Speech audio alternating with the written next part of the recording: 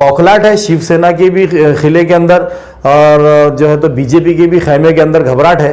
तो वो ऐसे एक्टर, जोकर और जादूगर ऐसे लोगों को अभी लेकर आए और इसके बाद जो भी आएंगे उनको भी लक़ब दिया जाएगा बराबर। इन्हीं से सवाल करता हूं कि कभी इन्होंने इनके आखाओं से पूछा कि आपने पूरे ये 4-5 स्टेट के अंदर कभी किसी मुसलमान को वो टिकट दिया? मजलिस इत्तेहादुल मुस्लिमीन जो है तो छेड़ती नहीं है और कोई छेड़ा तो छोड़ती नहीं है, ये मजलिस का पैगाम है। मुसलमानों को ये बताया जा रहा है कि आप सिर्फ वोट देने वाले बने, आप हमारे बाजू बैठकर हमारी बराबरी में नहीं बैठ सकते ऐवानों के अंदर, ना पार्लियामेंट में बैठेंगे आप, ना असेंबली के अंदर बैठेंगे। आप अपना वोट दो, आपके दलालों के जरिए आपको जो भी चीरी मेरी जो भी पहुंचा दी जाएगी।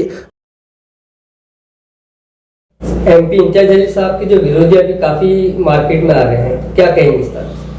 देखिए, मैं समझता हूं कि लोकसभा इंतखाबात शुरू होने जा रहे हैं और जैसा कि आप बोल रहे कि विरोधी, ये विरोधी नहीं है, ये दल्ले, ये दलाल है। ये किसी के बोलने के ऊपर जितना उनको वो लोग उनकी गाड़ी में पेट्रोल भरेंगे उतनी उनकी गाड़ी चलेगी, जितना उनके ऊपर रिचार्ज मारेंगे वो उतना टॉक टाइम मिलेगा उनको। तो ये दलाल लोग जो है इनकी काम आज से नहीं है। अगर औरंगाबाद शहर के लोग, तमाम लोग जानते हैं कि ये जितने लोग इम्तियाज जलील साहब के बारे में भौंक रहे हैं तो ये सब ज़िंदगी भर इनके कारोबार की वजह से, इनके मामलात की वजह से, ये हमेशा शिवसेना हो, बीजेपी हो या कई ऐसे लोग हैं जिनके जो तो दबाव के अंदर इन्होंने हमेशा कौम को बेचा, कौम के सौदे करे और आके जो है तो चैनलों के ऊपर बैठ के मैं कौम का ऐसा, कौम वैसी, ये सारी बातें, ये दिखावे की नकली जो है तो ये करते रहते हैं। इनको आदत हो गई क्योंकि इनको मालूम है 2 पैसे कमाई का टाइम आ गया, लोकसभा का इंतखाबात आ रहे, कुछ तो भी अपन जो है तो दलाली करेंगे, कुछ पैसा कमा लेंगे। तो ये हरकतों के ऊपर आए, ओछी हरकतों के ऊपर। लेकिन औरंगाबाद की तमाम आवाम जो है तो बड़ी समझदार है और उनके ऊपर हमको फ़ख्र भी है, चाहे किसी समाज का, किसी जाति का हो। क्योंकि 2019 में उन्होंने जो बेहतरीन फैसला लिया था और उसके बाद उन्होंने जो रिजल्ट देखे औरंगाबाद शहर के अंदर डेवलपमेंट के, तो आज किसी को ये बोलने के लिए मौका नहीं है। मैं समझता हूँ हमारे गैर मुस्लिम भाई तमाम लोग इम्तियाज जलील के फेवर में है। तो अब बौखलाई भी है, शिवसेना हो या बीजेपी हो, ये बौखलाहट के अंदर के किस तरह मुसलमानों के वोटों को काटा जाए, क्योंकि गैर मुस्लिम वोट तो इंशाल्लाह ज़रूर मिल रहे हैं, तमाम तबक़ात के वोट मिल रहे हैं, लेकिन मुसलमानों में डिवाइडेशन करने के लिए उनके पास में कुछ दलाल फिक्स है जो हर वक्त उनकी दलाली के लिए तैयार खड़े रहते हैं एक पैर के ऊपर। तो आज वो दलाली करने खड़े हैं तो, लेकिन उनका रिजल्ट इससे पहले भी आवाम ने उनको उनकी औकात बताई भी है कई मरतबा।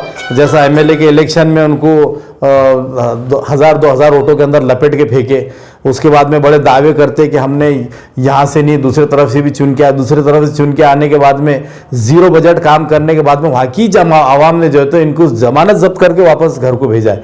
तो ये ऐसे दलालों से कोई फर्क पड़ने वाला नहीं है। सर, अभी बीच में जो थे इम्तियाज जलील साहब कह रहे थे कि मैं मुंबई से लड़ने वाला, लेकिन उनके जो विरोधी जो खुश हो रहे थे कि चलो इम्तियाज भी वहाँ से लड़ने वाले, हमारा रास्ता साफ हो गया। लेकिन अब असद साहब ने डिक्लेयर कर दिया औरंगाबाद से लड़ने वाले इम्तियाज साहब, कहीं ना कहीं उनके पेट में तकलीफ हो रही है।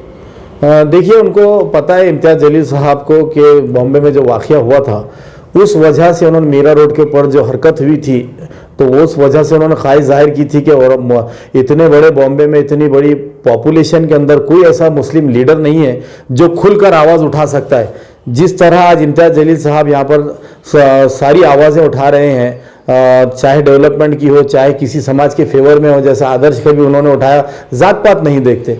तो बॉम्बे के अंदर ऐसी उनको उम्मीद थी कि जो गरीबों के घर तोड़े गए गवर्नमेंट की तरफ से, उसके खिलाफ आवाज़ उठनी चाहिए। तो उन्होंने एक अपनी ख्वाहिश जाहिर की, सदर मोहतरम के सामने उन्होंने रखा बात कि मैं बॉम्बे से जाकर लड़ता हूं, क्योंकि बॉम्बे में भी हमारे एक एमएलए रहे हुए हैं, आज कॉरपोरेटर भी है, वहाँ पे हमारा संगठन भी है। तो उन्होंने ख्वाहिश जाहिर की, लेकिन हमारे पार्टी के सदर ने जो फैसला किया, इम्तियाज जलील साहब ने उसको सर आंखों पर कबूल करते हुए उसको मानने मंजूर किया और वो यहीं से लड़ रहे हैं। और जैसा कि आप बोल रहे हैं कि विरोधियों को बड़ी खुशी हो रही थी, तो ये खुशी इनकी हमेशा के लिए जो है तो बड़ी कम दिन की, चंद दिनों की होती है, बहुत छोटी होती है, बहुत थोड़ी सी होती है।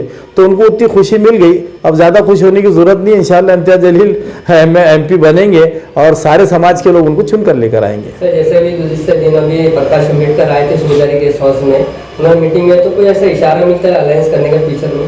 देखिए, मजलिस की तरफ से हमेशा, मैं तो इतना बड़ा आदमी नहीं हूँ, लेकिन हमारी जो बड़ी लीडरशिप है, बैरिस्टर असदुद्दीन अवैसी साहब और इम्तियाज़ जलील साहब, ये दोनों ने हमेशा ही प्रकाश अंबेडकर साहब की जो है तो इज़्ज़त की और कहा कि हम हमेशा करते रहेंगे और हमारे दरवाजे उनके लिए हमेशा खुले हैं।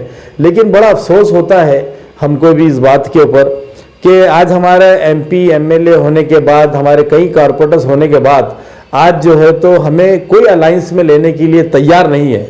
वो इसलिए नहीं है कि आज मुसलमानों को सियासत से जो है तो किनारा कश कर दिया गया है, आज इनको मार्जिनलाइज किया गया है और इनको बाजू हटा दिया गया है और मुसलमानों को ये बताया जा रहा है कि आप सिर्फ वोट देने वाले बने, आप हमारे बाजू बैठकर हमारी बराबरी में नहीं बैठ सकते ऐवानों के अंदर, ना पार्लियामेंट में बैठेंगे आप, ना असेंबली के अंदर बैठेंगे।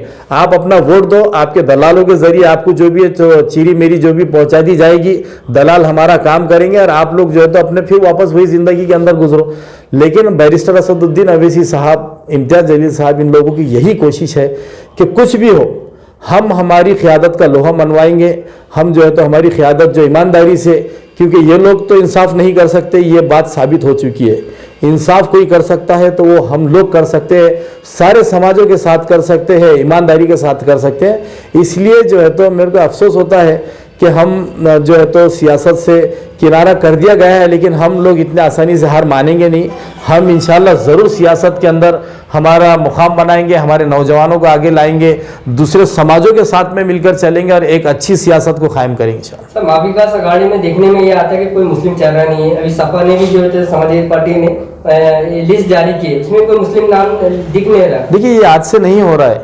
आप सिर्फ महाराष्ट्र मत देखो, आप देखो कर्नाटक के अंदर कितने MP मुसलमान हैं, आप देखो बैरिस्टर असदुद्दीन अवैसी साहब को छोड़कर तेलंगाना में कितने MP है, आप देखो गुजरात में कितने हैं, मध्य प्रदेश में कितने हैं, महाराष्ट्र में कितने, नॉट अ सिंगल, कोई नहीं है। सिर्फ ये 2 चेहरे हैं आपको इतने 5 स्टेट्स के अंदर जो मेंबर ऑफ पार्लियामेंट है, जबकि यहाँ से 100 की तादाद में जो है तो MP चुन के जाते हैं। और यही सेकुलरिज्म का जो डंका पीट रहे दलाला, इन्हीं से सवाल करता हूँ कि कभी इन्होंने इनके आखाओं से पूछा कि आपने पूरे ये 4-5 स्टेट के अंदर कभी किसी मुसलमान को वो टिकट दिया, और टिकट दिया तो उसको चुनकर लेकर आए, सिर्फ हमारे वोट लेते हैं और ये नहीं चाहते कि पार्लियामेंट के अंदर हम ऐवानों के अंदर बैठे।